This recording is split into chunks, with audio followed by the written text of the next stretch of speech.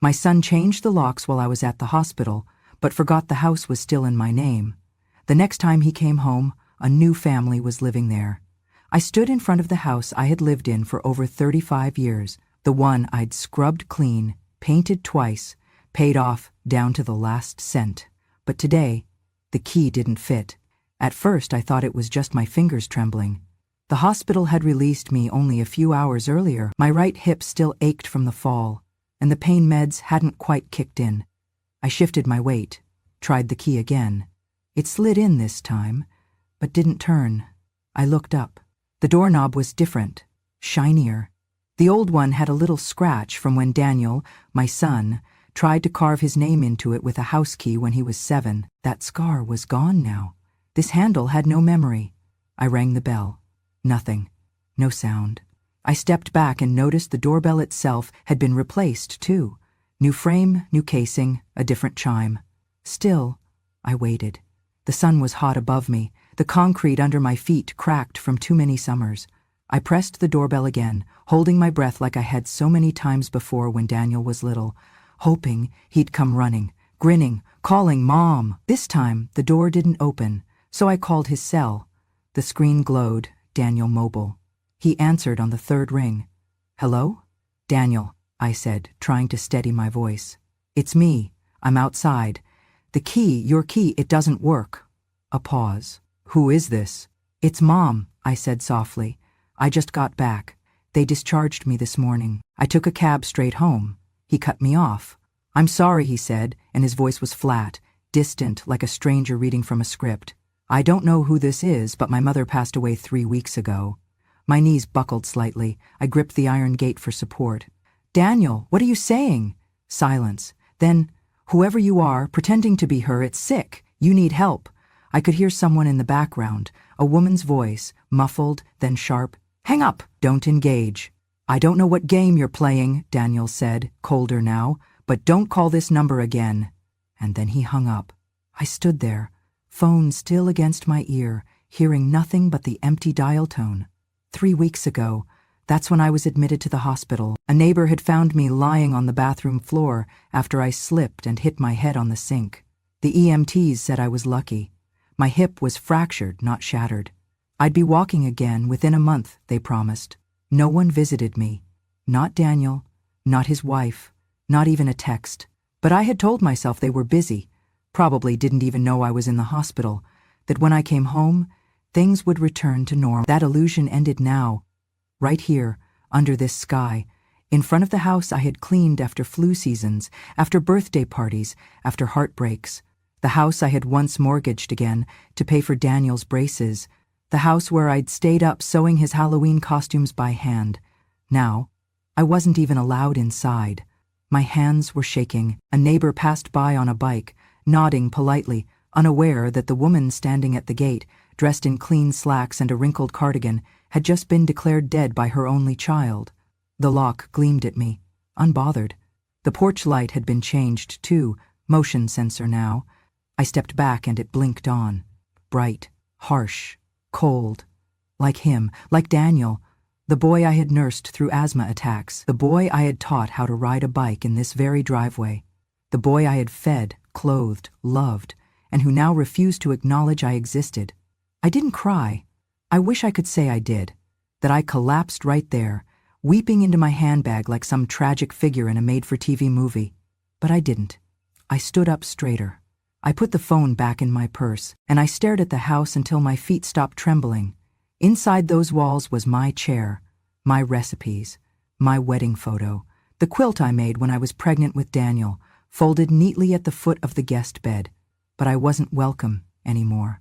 He had changed the locks, and in doing so changed something else, something deeper, more permanent. I turned away.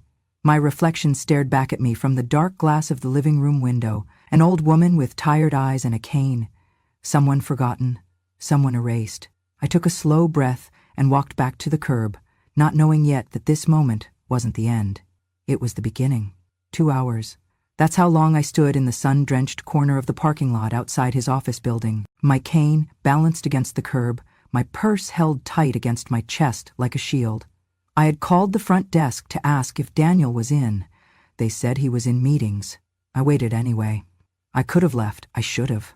But I needed to see his face. I needed to believe that the voice on the phone wasn't his, that there had been a mistake, that once he saw me, he'd run toward me, arms open, horrified by what he'd said. But when the glass doors slid open and he stepped out, the illusion cracked.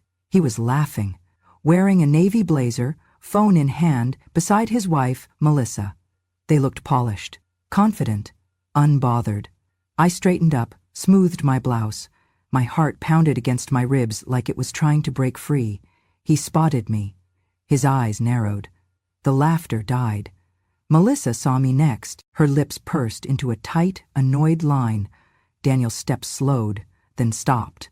His brows furrowed, but not with concern, with calculation. "Mom," he said, walking closer. But his voice wasn't warm. It was wary. I smiled, just a little. "Daniel, I need to talk to you. Just a moment. Please." He sighed. People were coming and going around us. Suits, clipboards, lattes. None of them noticed the mother, standing there clinging to her dignity. "Mom," he said louder now, "you can't just show up like this. You're making a scene." I blinked. "Daniel, I just came back from the hospital. The door was locked. You changed the locks. I don't understand. Why would you do that?" He looked away for a second, jaw clenched. Melissa stepped forward. "The house is ours now," she said crisply. "You weren't living there anymore. We needed the space." "Space?" I repeated. "Melissa, I was gone for 3 weeks because I broke my hip. That house? It's still my—" Daniel cut in, his voice low but firm. "Mom, let's not do this here." "Then where?" I asked. "Where can I talk to my own son?" He glanced over his shoulder. A few coworkers were watching now. Then, softly, he said, "You don't live there anymore. That's our family home now. You should think about finding a place that suits your situation better." I stared at him. "My situation? You're older, Mom. You need care. You can't keep living on your own." Melissa chimed in, crossing her arms. "We've been researching assisted living, some really nice places. You'll have your own space, meals, activities." My lips trembled. "You mean a nursing home?" Daniel rubbed his temples. "It's not like that." Tears welled in my eyes. "Daniel, I built that house. I paid the mortgage. I painted the walls. I planted every single rosebush in that yard. You took your first steps in that living room. That's the only home I've ever known." He stared at me for a long moment, then looked down at his watch like I was a burden on his time. "Mom," he said, voice hardening, "don't make this ugly. Just let it go. Move on." My throat tightened. "I'm your mother, Daniel. Your real mother. Flesh and blood. How could you do this to me?" He laughed. It was dry, sharp, cruel. "Let's be real," he said coldly. "You're just some old woman now. A liability. You want the truth? You're a leech. You drain people. I'm done pretending you're still useful." The words hit like a fist. Melissa didn't even flinch. She folded her arms tighter. "You've got 2 options," he said, stepping forward now, close enough for me to see the disgust in his eyes. "1, you go to a home quietly. 2, I'll have you committed. You want to talk about that fall in the bathroom? I'll tell them you're unstable, that you forgot where you were, that you hallucinate." My heart stopped. He leaned in. "They'll believe me. I have power of attorney, remember?" My knees buckled. I reached for the cane. Melissa stepped forward. "Daniel, let's go," she snapped. "We're late." And then, as she brushed past me, she pushed. Not hard, but enough. My feet tangled. I slipped, fell. The concrete scraped my palms. My purse flew open, papers scattering onto the ground. My cane clattered next to the car tire. Daniel didn't move. Melissa didn't look back. No one helped me up. I lay there, staring at the sky, blue, perfect, mocking, wondering how I had ever called that man my son. People say your children are your legacy. That day, mine tried to erase me. The motel room smelled faintly of bleach and old pine cleaner, a mix that clung to the curtains and settled into the rough bedspread like memories that refused to fade. I sat on the edge of the bed, my cane propped against the chipped nightstand, and pulled the old leather folder from my bag, the one with the cracked corners and the faint scent of lavender oil I used to dab on letters decades ago. Inside were the papers that had traveled with me through every season of my life. I unfolded them slowly, the creases deep from years of being untouched. Yellowed utility bills, a copy of my nursing license, long expired but still bearing my maiden name, the deed to the house, my house, and beneath it all a photo. Daniel at age 4, smiling with chocolate on his chin and both hands clutching a teddy bear I'd rescued from a church sale for 50 cents. I hadn't meant to cry, but there it was. Hot, silent grief spilling from the corners of my eyes as I stared at that child. The one who used to call me Mama with sticky fingers and a runny nose. The one who used to beg for one more bedtime story, even after I'd worked a double shift and my legs throbbed like they were filled with gravel. The pain of what had happened outside that office building burned in my chest, but it wasn't the worst pain I'd known. No, that came years before, when I was 32 and a widow. Daniel's father died in a factory collapse. The scaffolding buckled. He was buried beneath steel and silence. They brought me his wedding ring in a plastic bag and told me he hadn't felt a thing. They didn't know what came after, a mortgage I couldn't afford, a toddler who didn't understand death, and a future that shrank like cold fabric in the wash.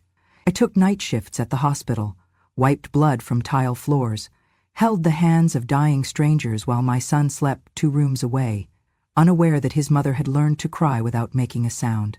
There were months I lived on canned beans and instant coffee so Daniel could have new shoes for school.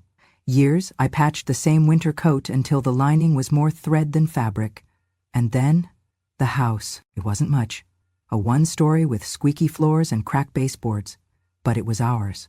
I put down the deposit with the money I earned sewing extra shifts together like seams in a wound. I painted the walls myself, planted roses along the walkway despite the arthritis that had started to settle into my knuckles. I remember the day we moved in. Daniel was 8. He ran from room to room, shouting, "Is this one mine?" like he couldn't believe he'd get his own door, his own window, his own place to dream. I didn't tell him we'd have to eat oatmeal for dinner for the next 6 weeks just to afford the first mortgage payment. That house was more than bricks. It was a promise, a testament, a shrine to everything I'd survived. When Daniel graduated high school, we took a photo on the front porch. I wore a blue dress I'd found on sale, and he wore the same crooked tie he'd worn to his first dance. He hugged me tight, looked me in the eye, and said, "You're the reason I got here, Mom. You're my rock, my heart. This house, it's because of you." I believed him. Even on his wedding day, when Melissa's family took every front row seat and left me in the 3rd row beside the punch bowl, I still told myself it was love, that he was just overwhelmed, that he'd come back to me. I held on to that belief, like a candle in the wind, until he changed the locks, until he told the world I was dead, until he watched me fall and didn't lift a finger. I stared at the folder in my lap, at the deed with my name on it, and wondered how something that felt so permanent could become so fragile, how a son who once ran to me crying when he scraped his knee now looked at me like I was a burden too heavy to carry, how a woman who gave everything could become invisible. 30 years of silence, of sacrifice, of saying yes when I should have said no. And now I was a ghost outside my own home. My fingers traced the edge of the photo again. Daniel, the boy with the gummy smile, the boy who made me believe I could be more than my grief, the boy who once whispered, "I love you more than the stars." That boy was gone. In his place stood a man who called me dead, who watched his wife push me and did nothing, who stood on a foundation I had poured with my own hands and dared to claim it as his. I folded the papers back into the folder, stood slowly and looked around the motel room. Nothing here was mine, but at least I knew what was. That house was still mine. And it was time they remembered that. It was a quiet morning, too quiet, the kind where you can hear the sigh of the walls and the groan of your own thoughts. I stood in front of the small fireproof box I had dragged out from the bottom of the motel closet, my fingers trembling not from age, but from purpose. The key was still tucked inside the lining of my purse, the same purse I'd carried to every hospital shift, every PTA meeting, every funeral and graduation. I turned the lock slowly, let the click echo in the room like a drumbeat. Inside, beneath a stack of expired IDs and my wedding ring wrapped in velvet, was the red folder, the deed, my name, in ink that had not faded. Margaret Langley, sole proprietor. No sign nods, no transfers, no trusts. The house, the one I had bled for, sacrificed for, built a life inside, was still mine. Legally. Entirely. I sat down at the tiny motel desk, the one with the chipped edge and the fake wood grain, and I opened my laptop. I hadn't used it since before the fall, but the muscle memory was still there. Username, password, log in. I searched for the name I remembered from years ago, Kelsey Tran-esque. She had been a bright young paralegal fresh out of school when I met her. Her grandmother had been one of my patients. Back then, she'd brought me tea during overnight shifts. Now, she was a practicing attorney with her own small office downtown. I sent her a message with a subject line that read, "Urgent, property rights." She called within the hour. "Ms. Langley?" she asked, voice still calm and warm. "Is everything all right?" I told her everything. Not all the feelings, not yet, but the facts. She didn't gasp. She didn't say, "How could a son do that?" She just asked for the address, the dates, the paperwork. And then she said, "Come in tomorrow. We'll fix this." The next day I walked into her office with the red folder under my arm. She looked older, yes, but still sharp, still kind. She reviewed the deed, scanned the title records, and looked up at me. "Margaret, the house is yours," she said. "Every legal document confirms it. There's no transfer, no co-ownership, no lien. If he changed the locks and claimed possession, he committed unlawful occupation. We can file for immediate action." I nodded slowly. "I want the locks changed," I said. "I want a new tenant." She tilted her head. "Are you sure?" "Yes," I replied. "I'm not going back there to live, but I won't let him take what isn't his." She drew up the paperwork that day. First, the termination of any prior powers of attorney. Then, a cease and desist letter, a formal notice of property reclamation, and finally, my favorite part, a public rental listing, charming 3-bedroom home available immediately for rent. Quiet neighborhood. Ideal for respectful, family-minded tenants. Preference given to single parents or multi-generational households. Must appreciate rose gardens. Kelsey smiled when she read it back to me. "Anyone in mind?" "Someone who still knows what a home is," I said. "Not just a place to sleep or decorate, but a place you honor." That afternoon, the papers were filed with the city. The letters were couriered to Daniel's workplace and his last known address. Within 72 hours, my locks would be replaced, the house would be legally reclaimed, and Daniel? He would be served. I sat in Kelsey's office long after the documents were signed, staring out the window at the courthouse across the street. My reflection looked back at me. Older, yes, but no longer trembling. There was steel in my shoulders again. He thought I'd fade, that I'd shrink in shame and shuffle into the shadows. But he forgot one thing. That house wasn't his inheritance. It was my backbone. It had held me through winters with no heat, summers with no air conditioning, nights with no sleep. It had held my grief, my pride, my son's laughter, and now it would hold justice. And I? I was no longer asking to be let back in. I was taking back the keys. It was a warm Sunday afternoon, the kind that smelled faintly of cut grass and distant barbecue smoke. The kind of day that once meant lemonade on the porch, crossword puzzles in the shade, and Daniel's laughter echoing down the hallway. But not this Sunday. This Sunday, Daniel came home and found it no longer was. I wasn't there to see it in person, but the new tenant, Mr. Thompson, called me later with a tone caught somewhere between politeness and disbelief. He was banging on the door like he expected it to open by magic, he told me. Didn't even knock first, just started twisting the handle like it belonged to him. It didn't, not anymore. Earlier that week I had signed the rental agreement. Mr. Thompson was a retired school principal, widowed, raising his teenage grandson. He'd seen the ad, called me with a voice that reminded me of an old radio announcer. Respectful, calm, honest. I liked him instantly. When I handed him the keys, he had tears in his eyes. "Are you sure?" he asked. "This is a beautiful home." "I'm sure," I said. "Just treat it like it mattered to someone once." And now, only 5 days later, Daniel stood outside that same house, dumbfounded to find the lock no longer obeyed him. The gate had been changed too. New keypad, new code, no more click of a familiar latch. He stood there in his crisp button-down shirt and sunglasses, still dressed like he had a reputation to protect. He pressed the doorbell, and it sang out a gentle chime. The door opened. Mr. Thompson looked him up and down calmly. "Can I help you?" he asked. Daniel blinked. Yeah? I'm here to see my mom." There was a pause. Mr. Thompson smiled. "She doesn't live here." Daniel's voice shifted. "This is my house." "No," Mr. Thompson replied, still pleasant. "This house belongs to Margaret Langley. I'm her tenant, and you are—" There was something delicious in the pause that followed. "I'm her son," Daniel snapped. "She's confused. I don't know what kind of scam—" "I don't think she's confused at all," Mr. Thompson said, folding his arms. Daniel tried to peer past him. The living room was visible through the open door. Same bay windows, same wooden floors, but the furniture was different. The curtains were new, and still, in the corner, stood the upright piano I had refused to part with, even when we couldn't afford electricity. I'd taught Daniel to play Twinkle, Twinkle, Little Star on those very keys, and there, on the shelf above the fireplace, sat a frame, a photo of me in my garden, holding a basket of roses, and beside it, the embroidered sign I had stitched by hand 27 years ago, "Bless this home." He stared at it. For a moment his mouth hung open. Then the anger came. "What the hell is this?" he snapped. "Where's my mom? Where's my stuff?" Mr. Thompson raised an eyebrow. "Nothing of yours was here. Not when I moved in. You can't just— She can't just. This is illegal."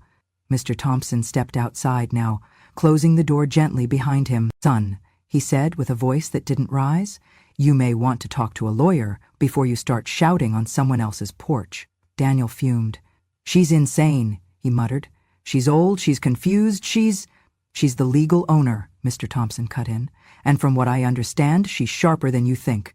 Daniel stood there, deflated, his pride leaking out with every breath. I imagined the scene as he finally turned away. No key to twist, no door to push open, no welcome waiting on the other side. Just the sound of his own footsteps echoing on the sidewalk that used to lead him home. But now it led nowhere. And inside, a new family was settling in. A man who watered the roses, a grandson who played the same piano Daniel once had, a house that still whispered memories, but to someone who listened. That evening, I sat in my small apartment with a cup of tea and my feet tucked beneath an old quilt. My phone buzzed once. A message. From Daniel. Went by the house. "What the hell is going on, Mom?" I didn't reply. Not because I was angry, but because I didn't owe him an answer. He had made his decision the day he changed the locks. Today, I simply returned the favor. The first message came at 6:42. I saw the screen light up beside my bed before I even opened my eyes. I didn't need to read the name. I knew who it was. "Mom, I'm sorry." I stared at the words for a moment, thumb hovering over the screen, then set the phone back down. No reply. By noon there were 3 more. "I didn't know the house was still in your name." "We thought the paperwork was already switched over." "It was Melissa's idea. She pushed for it. I just went along with it." Blame, scattered and vague like a child spilling a glass of milk and pointing at the wind. I sat at the window with my tea, watching a pigeon hop along the edge of the courtyard. It pecked at crumbs and twitched at shadows. I thought about how many times I had watched Daniel do the same as a boy. Dart from corner to corner of our kitchen, tugging on my apron, asking for, "Just one more cookie, Mom, please." That boy was gone. By evening, my phone buzzed again. "We're having a hard time, okay? Melissa's job isn't stable. Rent is high. The baby's been sick. We need that house." There it was. Need. Not love, not remorse, not, "How are you?" Just need. I placed the phone face down and returned to my crossword puzzle. 6 letters, starts with V, means unspoken pain. I smiled. Vacant. Fitting. 2 days later, a bouquet arrived at my door. White lilies, my least favorite flower. Too funereal, too self-important. No note, no name. I left it outside. By dusk, the petals began to brown. The next message was longer, 7 lines in total. I was scared. You being in the hospital, it shook me. I didn't know if you'd make it. Melissa thought it would be better to move on. We didn't mean to hurt you.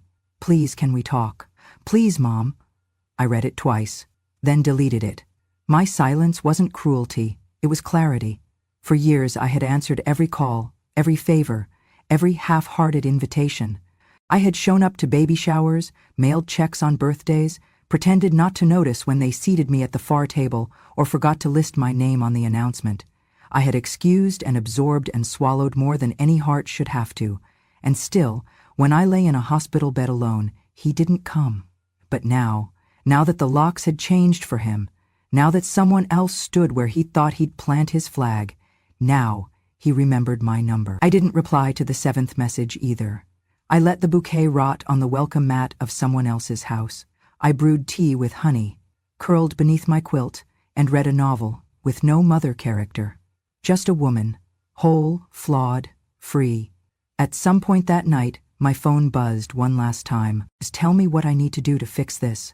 But there are some things silence answers better than words, and some wounds that close, not because they were mended, but because they were no longer open. He came on a Tuesday.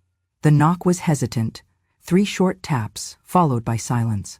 Not the kind of knock Daniel used to make as a boy when he forgot his keys and knew I'd be waiting just behind the door with a smile and a towel for his wet hair. This knock was older, heavier, ashamed. I opened the door and there he stood, my son. Hands in his pockets, shirt wrinkled, hair uncombed. He looked like someone who hadn't been sleeping well. Not that I asked. "Mom," he said, eyes downcast. "Can I come in?" I didn't move, didn't answer. He took that as permission and stepped inside. My apartment wasn't much, a simple 2-room space with second-hand furniture, thrift store curtains, and a tea kettle that sang when it boiled. But it was mine. Every item had been chosen because it comforted me, not because it fit someone else's taste. He looked around like he was seeing me for the first time. "This place is..." He trailed off. "Small? Modest? Beneath you?" He didn't finish. Instead, he sat down at the edge of the armchair, like a man waiting in a clinic. Back straight, eyes tired, words rehearsed. "Melissa doesn't know I'm here," he said. I raised an eyebrow. "She doesn't know I changed the locks," he added. "She thought you gave us the house. I let her believe that." Of course he did. He leaned forward, elbows on knees. "I panicked," he said. "You were in the hospital and I thought, what if you didn't make it? We'd be stuck. No will, no deed, no plan. She was pressing me. I was scared. Scared." That was the word he chose. Not cruel, not selfish, just scared. He looked up at me, waiting for something, pity maybe, a softening. Instead, I walked to the drawer by the kitchen and pulled out a single sheet of paper. I handed it to him. He stared at it. His face changed. It was a photocopy of the 5-year lease I'd signed with Mr. Thompson. Dates, terms, initials, everything legal and binding. "Effective immediately," I said softly. "The house is no longer available for family use." He blinked. "So? That's it?" "That's it." He looked down again, jaw clenching. "I thought maybe you'd..." "Let me explain." "You just did." He folded the paper in half, then again. His hands were shaking. "I didn't mean for it to go this far," he said. "I thought I was doing what needed to be done." I nodded once. He looked up. "That's all?" he asked. I met his gaze. My voice was calm, steady. "You said it once," I told him, "that I was your home, that everything you were started with me." He didn't deny it. "Well," I continued, "you've made your own home now, one where I don't belong. And that's fine. But you don't get to come back just because it's convenient." He opened his mouth, closed it. I walked to the door. He stood slowly as if the weight of his choices had finally caught up with him. At the threshold he turned. "You're really not going to forgive me?" I didn't smile, didn't frown. "I already have," I said. "But that doesn't mean I'm coming back." He nodded. Just once. A small, resigned motion, the kind people make when they realize the fight is over and they lost. He stepped outside, paused. Then I said it, quiet but clear. "I used to be the house you came home to, Daniel. Now I'm just the landlord." And then I closed the door, not in anger, not in hate, but in peace. Because for the first time in my life, I wasn't waiting on the other side. The smell of garlic and rosemary drifted through the little apartment like a memory I chose to keep. The table was set with mismatched plates and napkins folded into triangles. A simple blue tablecloth draped across it, the one with tiny sunflowers stitched in each corner. I had found it in a thrift shop the week before, and bought it for no other reason than that it made me smile. Tonight was dinner. Not a celebration, not a holiday, just a night I chose. 6 guests, all women, all over 60, all survivors of one kind or another. There was Helen, who'd once been forced out of her daughter's house when she became too much work. There was Darlene, whose son sold her car without asking and told her she was safer not driving. There was Estelle, whose only crime had been outliving her usefulness in a family that valued appearances over people. And then there was me. We brought dishes like offerings to an altar, warm bread, roasted vegetables, lemon cake. Someone brought wine, someone else brought tears. No one apologized for either. The apartment filled with the sounds I'd missed for years. Forks clinking, laughter that went unshushed, stories told without fear of judgment. No one asked for permission to speak. No one waited to be acknowledged. For once, we weren't being hosted. We were simply seen. After dinner, I brought out the old teapot, the one Daniel used to call the genie lamp. It still whistled when it boiled. The sound made someone laugh and someone else cry. We sat under the string lights I had taped across the ceiling beams. Not fancy, but warm. Intimate, like fireflies in a jar. Helen raised her glass. "To the forgotten," she said. Estelle added, "To the ones who were asked to leave the house, but never left the love." I smiled, and I raised my own glass. To the women who were told they were too much, too loud, too old, too expensive, and to the truth they carry quietly. We clinked, and I felt something rise in my chest. Not sadness, not rage, something lighter, peace. After they left, I stood in the doorway for a long time, watching the hallway go still. The scent of roasted garlic lingered on my sleeves. I breathed it in like perfume. The next morning, I woke early. No alarm, no demand, just birdsong, the soft kind that slips through cracked windows and lands gently on your skin. I made coffee, sat on the small balcony with a blanket around my shoulders. The world moved without me needing to chase it. For once, I wasn't proving anything. I wasn't Daniel's mother, or anyone's burden, or a woman waiting to be let in. I was simply Margaret, owner of a house I no longer lived in, but still owned, landlord, survivor, friend, a woman who had once been erased, and then redrawn, by her own hand. Later that afternoon, I walked to the bookstore, browsed without rushing, bought a novel I'd never heard of just because the cover was blue and peaceful. I stopped by the flower stand on the way home and bought myself tulips, yellow, bright, alive, the kind no one had to send out of guilt. When I got home, I placed them in a chipped glass vase and set them by the window. And then I sat, not because I was tired, but because I finally could. If you've ever been called a burden, not to your face, of course, not always. Sometimes it's said with a sigh when you ask for a ride to the doctor. Sometimes it's in the silence when your birthday goes unmentioned. Sometimes it's the way your chair is the only one without a cushion at the family table.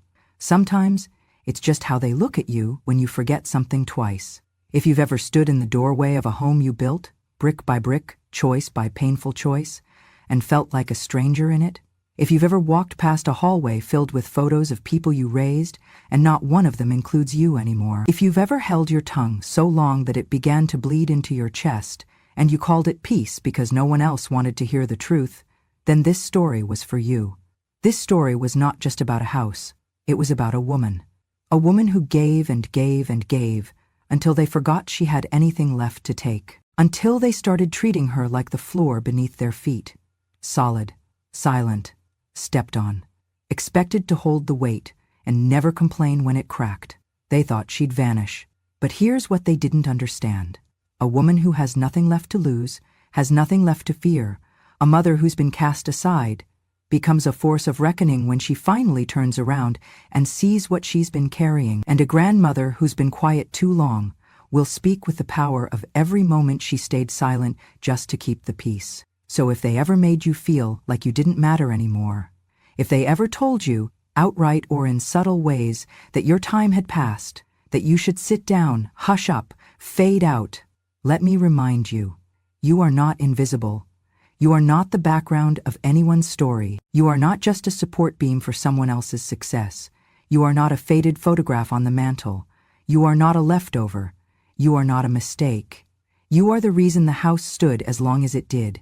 You are the one who paid the bills while they slept. You are the one who stayed up when they were sick and clapped when they were proud and forgave when they forgot. You have the right to say no. You don't have to accept the scraps. You don't have to smile through the insult just to keep the invitation. You don't have to be grateful for being tolerated. You don't owe them your silence. You don't owe anyone the version of you that gave and got nothing back. You have the right to take back what was always yours.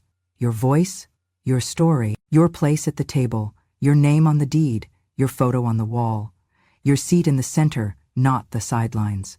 And maybe, most importantly of all, you have the power to rewrite your ending. Sometimes it comes with shouting. Sometimes it comes with a set of new keys, a lease agreement, a pot of tea, a dinner table full of people who choose you, not because they're obligated, but because they see you. Sometimes revenge is peace. Sometimes it's a locked door. Sometimes it's an unlocked heart. And sometimes it's simply choosing yourself after everyone else forgot to. So if this story reached you, if it made your throat ache or your eyes burn, if it reminded you of something you've been too tired to remember, then you are not alone. Not anymore. Because here at Grandma True Stories, we don't tell tales for pity. We tell them for clarity, for justice, for the women who built empires out of empty pockets and were paid back with silence. Here, we remember. We remember every comment they thought we didn't hear, every favor they forgot we gave, every birthday they skipped, every hospital stay they ignored. We remember. And now we speak. So if you have a story like mine, even just a small one, if your voice has been buried under years of doing the right thing for the wrong people, then it's time. Time to speak, time to rise, time to be heard. Subscribe to Grandma True Stories, where the quietest women in the room finally say what needed to be said. And may you never again sit in the kitchen, unless it's by choice, unless it's your kitchen, and unless your name is still on the deed. Welcome home.